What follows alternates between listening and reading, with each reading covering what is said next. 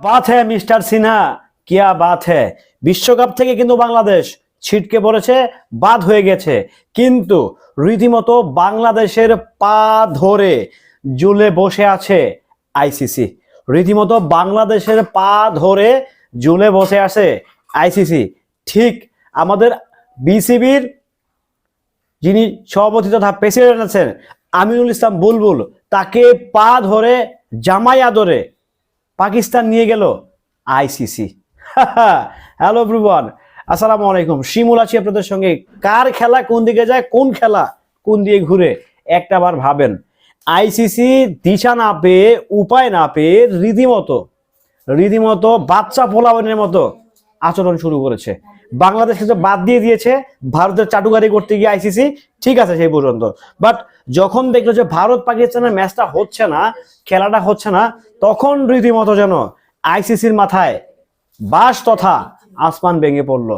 ঠিক ভারত পাকিস্তানের ম্যাচ খেলার জন্য বাংলাদেশকে পা ধরে পাকিস্তান নিয়ে গেল আইসিসি। দেখেন কতটা নির্লজ্জ, কতটা বেহায়া এই সংস্থাটা, কতটা বেহায়া, কতটা নির্লজ্জ, কতটা চাটে এরা, কত পরিমাণ চাটে ভারতকে। জাস্ট একটা বার দেখেন, তারা ভারতকে খুশি করার জন্য বাংলাদেশের পা ধরতে প্রস্তুত। মানে এইটা বলে বিশ্ব ক্রিকেট সংস্থা, এটা বলে বিশ্বের অন্যতম ক্রিকেট সংস্থা, ভদ্র সংস্থা।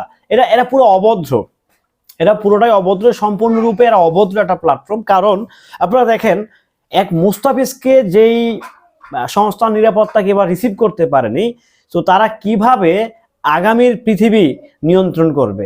আইসিসির কথা বলছি, এখন 14টা 15টা দেশ খেলেছে, কদিন পর তো 20-25টা দেশ খেলবে। তো তখন কেউ তারা ভারতের চাটুকারিতা করবে? তখন কি তারা ভারতকে চাটবে কি? দেখেন যেভাবে বাংলাদেশের পা ধরে, বাংলাদেশ মানে বিসিবির পা ধরে পাকিস্তানে নিয়ে গেল আমাদের বিসিবি বসকে, এটা আসলে দেখেন তাদের কিন্তু লজ্জা শরম নাই। তারা যে নির্লজ্জ, তারা যে বেহায়া, তারা যে মানে ছোট থেকেই ছোট লোক, সেটা কিন্তু আবারও প্রমাণ করলো। আমার কথা হচ্ছে যে বাংলাদেশকে তোরা বাদ দিছিস, সেই বাংলাদেশের পা ধরতেছিস কেন তোরা? সেই বাংলাদেশের পা তোরা কেন ধরতেছিস?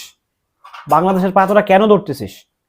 কারণ ধরতেছিস তোদের বাবাদের কিংবা তোদের দাদাদের, তোদেরকে যারা পালে তাদের স্বার্থ পূরণ হচ্ছে না, তাদের স্বার্থ হাসিল করার জন্য কিন্তু বাংলাদেশের পাটা তারা ধরতেছিস।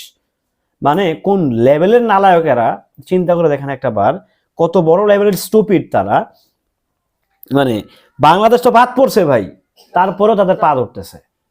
মানে এটা আসলে এটা কোন লেভেলের ছোট লোক চিন্তা করছেন? তো তারা তাদের বাবাদেরকে, তাদের দাদাদেরকে খুশি করার জন্য যে কারো পা ধরতে প্রস্তুত, যে কারো। মানে এটা যে দালাল, এটা দালালি সংস্থাটা কিন্তু বোঝা যায় আসলে, এটা আমরা বুঝতেও পারি আসলে।